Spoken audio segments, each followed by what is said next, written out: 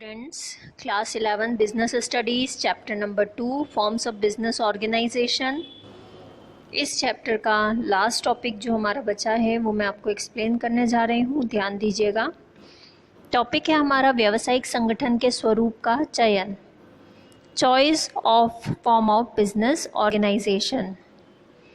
तो स्टार्ट करते हैं इस टॉपिक को। इस टॉपिक के अंदर हमें मेनली ये चीज़ डिस्कस करना है कि अगर आप कोई व्यवसाय यानी कोई बिज़नेस ओपन करना चाहते हो, स्टार्ट करना चाहते हो, तो before that you have to think about so many things, यानी काफ़ी सारी चीज़ें ऐसी होती है, काफ़ी सारी मैटर्स ऐसे होते हैं जिसके बारे में आपको कंसीडर करना ज़रूरी होता है। ओके, तो स्टार्ट करते हैं हम पॉइंट वाइज। यहाँ पर सबसे cost of setting up business. किसी भी बिज़नेस को स्टार्ट करते समय उसमें जितना अमाउंट इन्वेस्ट करने की रिक्वायरमेंट होती है उसे बिज़नेस स्टार्ट करने से पहले कंसीडर करना ज़रूरी होता है। ऑब्वियस सी बात है, आपके पास कितने फाइनेंस की कितनी अवेलेबिलिटी है आपके पास, आप उसी अकॉर्डिंग डिसाइड कर सकते हो कि आपको कौन से फॉर्म का बिज़नेस ओपन करना है। ठीक है, प्रारंभिक लागत या ओपनिंग कॉस्ट जो है, प्रिलिमिनरी एक्सपेंसेस पे करने के लिए जो मनी की रिक्वायरमेंट होती है वो अलग अलग फॉर्म में अलग अलग लगती है। जैसे अगर हम बात करें सोल ट्रेडरशिप की यानी एकल स्वामित्व की, तो ये बिज़नेस का एक ऐसा फॉर्म है जो सबसे कम खर्चीला होता है।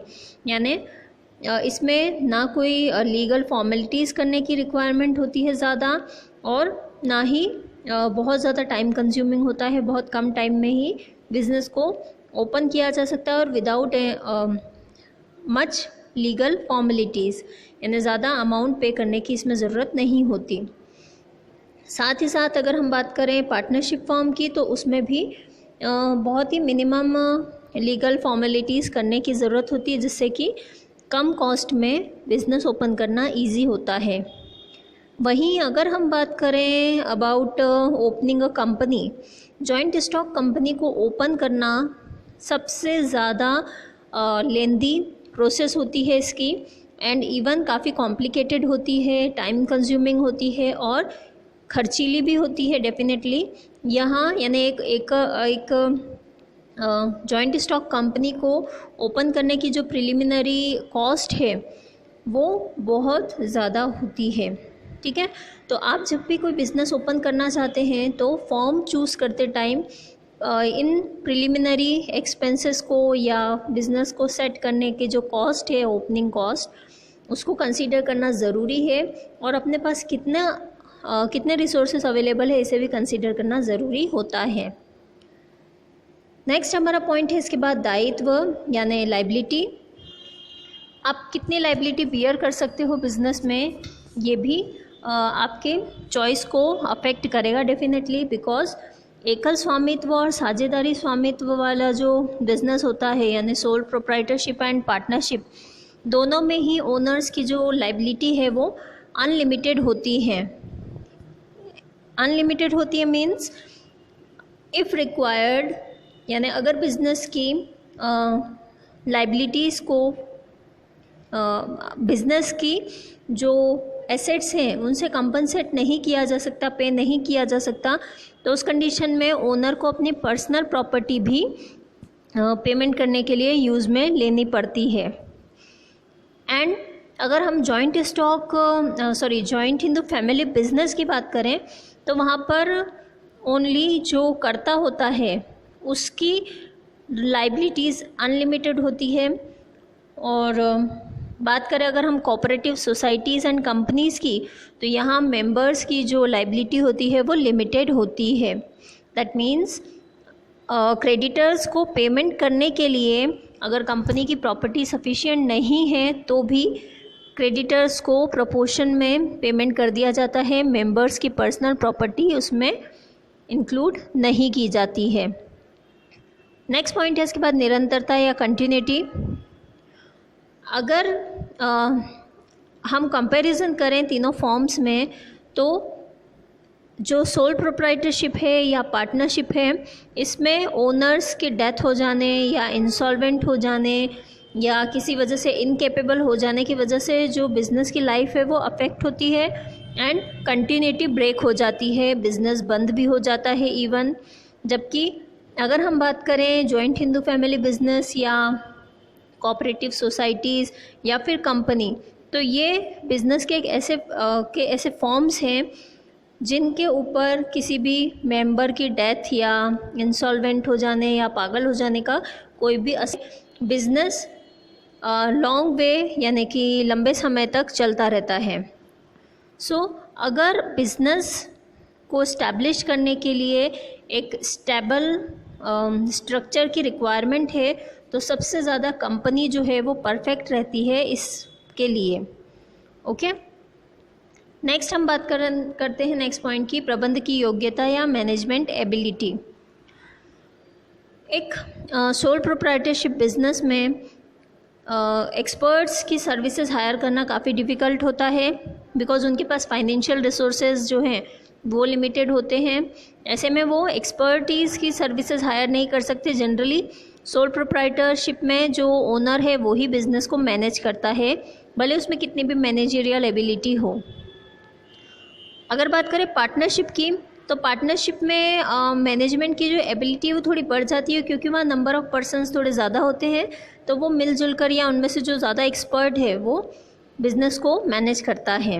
जबकि अगर हम कंपनी की बात करें तो जनरली कंपनीज़ में जो है वो हायर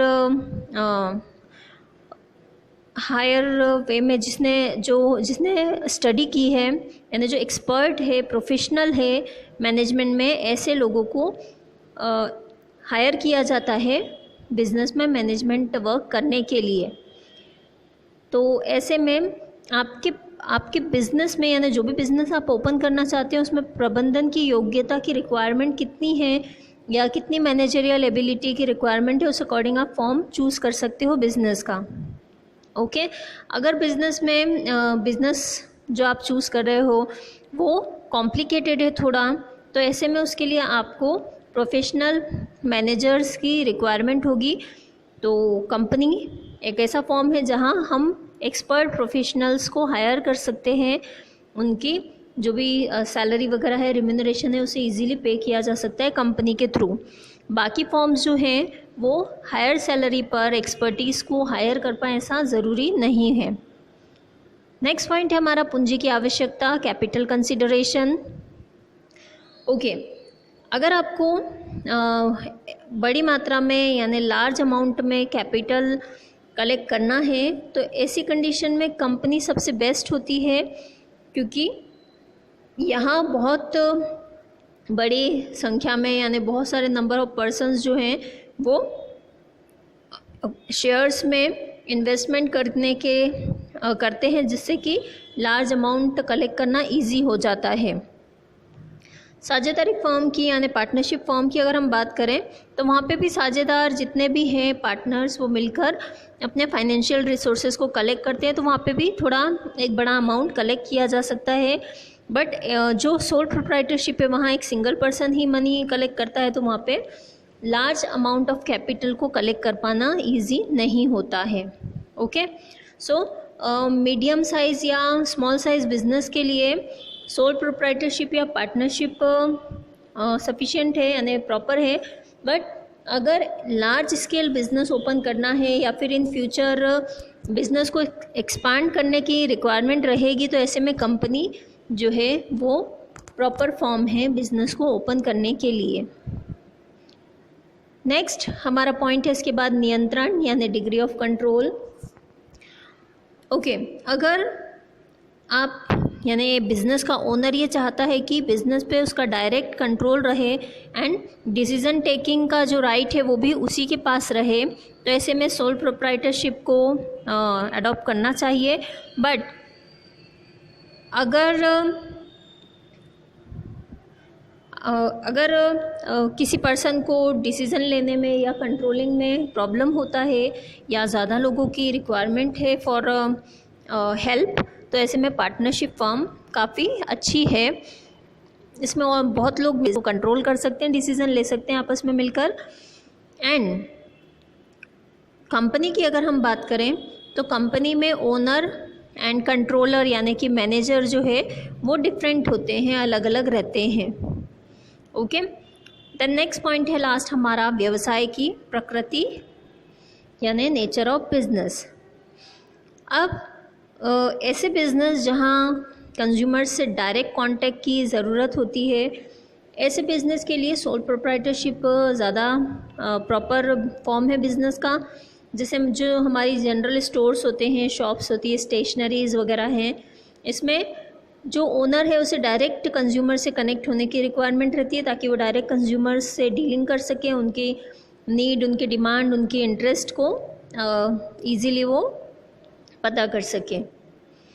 देन ऐसे बिजनेसेस जहाँ की बहुत ज़्यादा ज़रूरत नहीं है कंज्यूमर से डायरेक्ट कांटेक्ट करने की, तो वहाँ कंपनी को अडॉप्ट किया जा सकता है as a form of business. ऐसे ही जहाँ प्रोफेशनल सर्विसेज की रिक्वायरमेंट होती है वहाँ पे पार्टनरशिप काफ़ी प्रॉपर फॉर्म रहता है बिजनेस का।